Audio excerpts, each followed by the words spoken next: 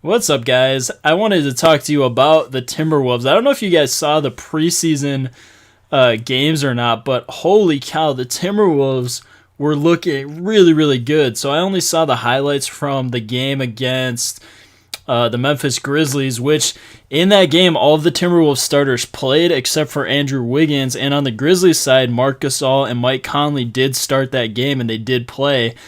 So it wasn't like it's that unrealistic. And these teams, once the season tips off, the Timberwolves are actually playing the Grizzlies in their first game, but they put up like 90 points in the first 3 quarters of the game. It was absolutely sick. I mean, the Timberwolves were just on fire.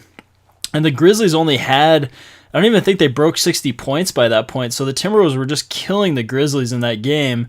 And yeah, it's preseason, it doesn't really count for anything. But what I saw on the highlight reel just looked amazing. And they followed it up with a great game against Charlotte with the Charlotte Hornets. And they put up 90 points. I think it was like 91 points in the first 3 quarters of that game as well. So it's going to be a sick year in Minnesota. I'm super pumped. I'm super excited. Big Timberwolves fan.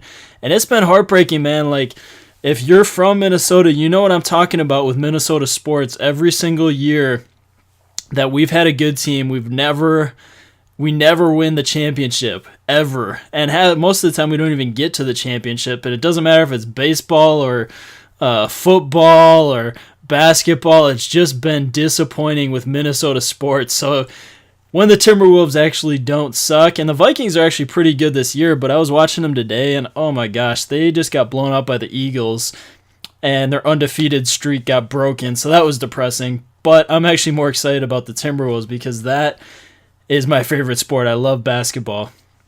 But yeah, the Timberwolves looked really good. Ricky Rubio actually looked really good. He was getting up and down the court, making lots of great plays to people in transition, and actually the person that stood out to me the most was Zach LaVine. Holy cow, Zach LaVine was on fire in both preseason games. He was hitting all kinds of great shots, getting to the hole, hitting stuff from the outside, and this team is stacked. Like, people don't realize how stacked this team is, but when you have, and it's not really their starting lineup, it's the combination of their starting lineup with their bench. They've got a really, really deep bench with a lot of young players on it, and that combination is going to be super deadly this year in the NBA, at least during the regular season. We'll see how it translates into playoff basketball. I don't know how they're going to stack up. Obviously the Warriors are going to kill everybody. I don't know how they're going to stack up against those upper echelon teams in the Western Conference, but I'd be surprised if they didn't make the playoffs this next year, at least from what I've seen initially. The interesting thing, though, is that prior to kind of coming up to the preseason, everybody was thinking like, well, the logical thing would be to trade Ricky Rubio because he can't shoot that well from the outside, and to keep Tyus Jones and Kris Dunn, the new point guard that they just drafted from Providence Academy. But the interesting thing is that Ricky Rubio looked really, really good with the offense, and they were putting up so many points with Ricky Rubio on the floor that they're probably going to end up keeping Ricky Rubio, and the talks now are about trading Tyus Jones. For those of you that don't know about Tyus Jones, he's actually a Minnesota boy. He was drafted in the first round. I think he went like 17th overall, if I'm not mistaken, or something like that. The Timberwolves traded 2 players to get him because he's a Minnesota boy. And he's actually a really good point guard. Played for Duke University, played 1 season. He was a legendary high school basketball player in Minnesota. He's a very intelligent player, really good on offense, but he's a little bit undersized. So he's a good point guard.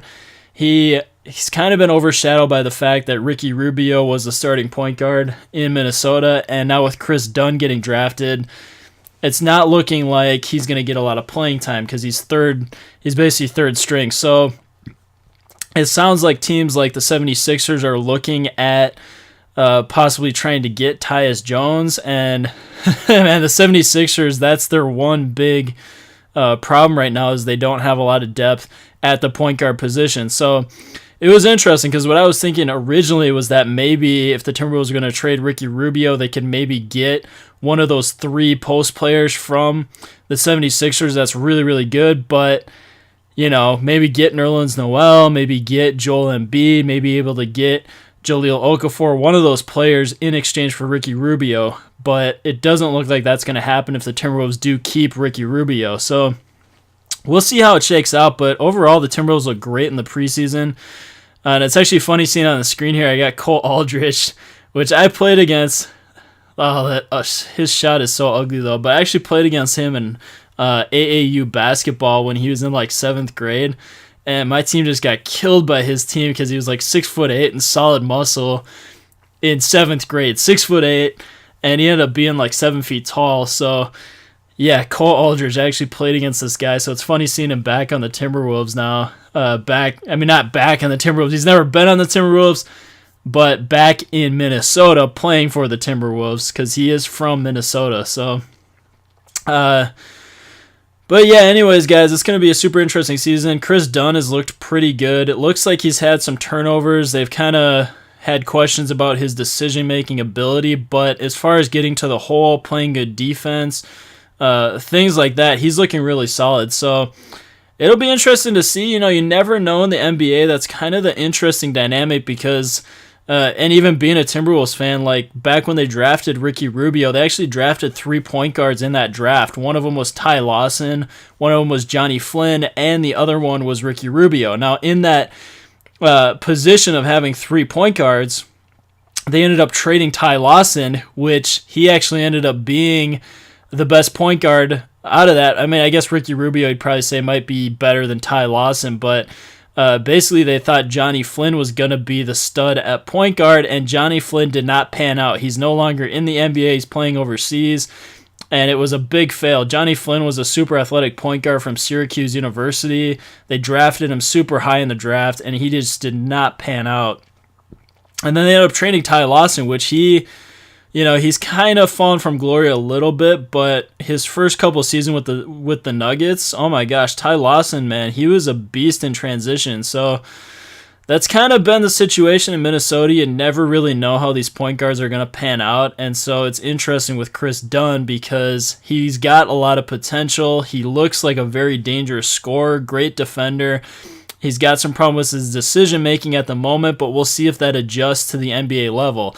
Now, it's perfectly possible for him to adjust to the NBA level because, I've experienced this as a basketball player when I was in high school, like just making the step up from, say, junior varsity to the varsity level. The game is a lot faster, and you do have to adjust. And so it's similar with these guys going from college to the NBA. You're going from a certain pace of the game where you're able to inflict your will to all of a sudden everybody's quicker, bigger, stronger, faster, taller, etc. So it'll probably take a little bit of a time to adjust. It's not a guarantee that he will adjust, but he seems like a nice, humble kid who's a hard worker. So all Timberwolves fans are hoping that this kid pans out, but for the immediate future, Ricky Rubio is going to be the starter, and they're going to kind of see with Kris Dunn. People are saying that he's the leading candidate for Rookie of the Year, probably up there with Joel Embiid.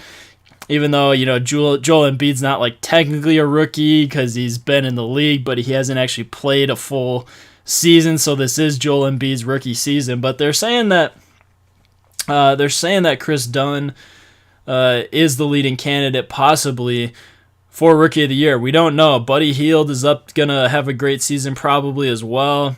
And then you also have Ben Simmons as well. So we'll see who ends up being Rookie of the Year. We'll see how Kris Dunn integrates into this offense. The real question is going to be in January. Like, once you get into January, how is he going to be doing? Is he going to be fully adjusted? Is he going to be making plays and destroying people, or is he going to be struggling at that point? That is the big question. Now, we saw with Zach LaVine, his rookie year, he didn't really do a whole lot the first half of the season, but once he hit January, February of his rookie year, he took off. He started putting up 20-plus points in not every game, but he started putting up 20-plus points per game, a couple games in a row, had making a lot of plays on defense. He kind of figured out how to play basketball in the NBA, and that's kind of what we're going to see happen with Kris Dunn. Is he going to make the adjustment, and come January, is he going to be really good, or is he not going to be so hot? So we'll have to see with the Timberwolves, though. I'm super excited.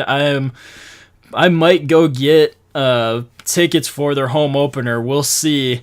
I haven't checked into prices yet, but I'm going to see if I can get a good deal on home opener tickets for the Timberwolves because I'm super excited. I think they're going to beat the Grizzlies in their first game. I'd be surprised if they didn't, just based on what I saw in the preseason. They looked really solid. They looked like they overpowered the Grizzlies with too much speed, too much quickness, too much athleticism.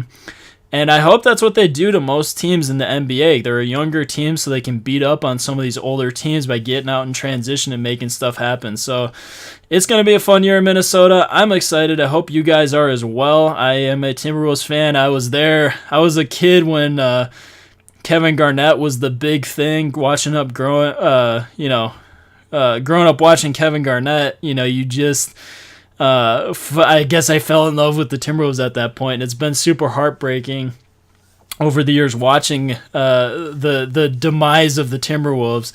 So we'll see how this season pans out. I think in the long run, Timberwolves fans might actually be thankful to Kevin Love for departing to Cleveland, because the Timberwolves were kind of in a position where they were just out of the playoffs. They weren't quite good enough to make the playoffs, and they didn't really have a solid roster that could make the playoffs and actually be competitive. So in the long run, I think we're going to be thankful to Kevin Love for leaving the Timberwolves, because that put the Timberwolves in a position to get Andrew Wiggins. They got that in the trade for Kevin Love, and it put them in a position to where they could tank essentially and get Karl Anthony Towns and now Kris Dunn, who hopefully pans out as well. So in the long run, I think Timberwolves fans will be saying thank you, Kevin Love, for leaving, because we've got a much better team now overall as a result. So anyways, guys, it's going to be a fun season. I'll be posting all kinds of NBA 2K17 updates from the Timberwolves. I'll be following the Timberwolves. So as far as, commenting on games and how they're doing as the season goes, I'll be posting lots of videos about how the Timberwolves are doing. But yeah, guys, thanks for watching. Feel free to subscribe, and I'll have a lot more content coming your way.